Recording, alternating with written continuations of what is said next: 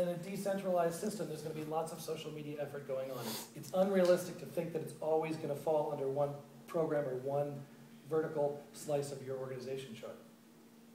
And it's not good to have people stepping out of their vertical charts and managing other people. And you may think, well, wait a minute, Jamie, you said you loved decentralization the other day. Why are you sort of back on the organizational chart? I'm not against all centralization, and I'm not against all command and control. I think there is some efficiency to be gained of knowing who your boss is. Okay, if no one knows who anybody's boss is, it gets real messy. So I like a little bit of structure. But I want there to be different efforts in different silos, and we need to manage that. So Olivier gave me the language for this. He said, create lateral collaborative networks. Okay, if you're going to do social media, I want you to get people together at the same level, but across the silos, and have them discuss the social media issues on a regular basis. Because the people at the top are going to have a different conversation with their peers about what's going on. And it might be a great opportunity to realize, hey, you know, that person in your department's been really mucking up my social media stuff. What's going on? They can have that high-level conversation about what's happening and then decide what they need to do about it. Meanwhile, this middle group is having its own conversation about its issues around the implementation. And people at the bottom are also talking to each other about it on a regular basis. This is a new process for a lot of people. You have to introduce this process, and you have to facilitate it carefully. You have to help them have these conversations effectively, but they need to have these conversations, okay?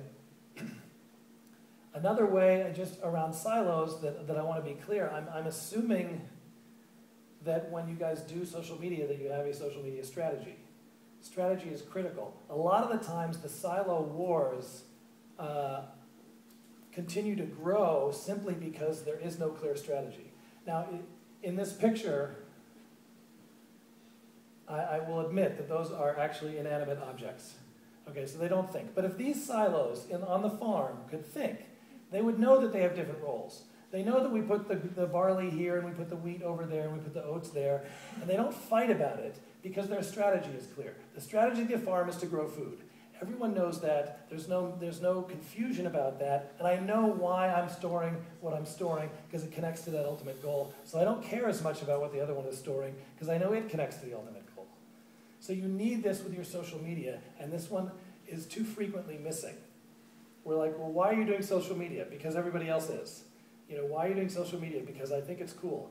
You know, connecting social media to your business goals. When that's really clear, then the work that I'm doing in my part of social media, I can own my piece of it, and I don't have to worry about the other pieces because I get how they connect to the strategy. If there's no strategy, then I'll invent what the strategy is in my head, and then I'll want to control what's going on somewhere else because it's more about me. But if there's a clear strategy that we share, and we have a shared understanding of it, then we tend to not fight as much about control across the silos. So, I mean, step one is work on your strategy. So all of these things connect to different ways to becoming a more human organization. So the strategy piece I mentioned yesterday is really critical for the ownership.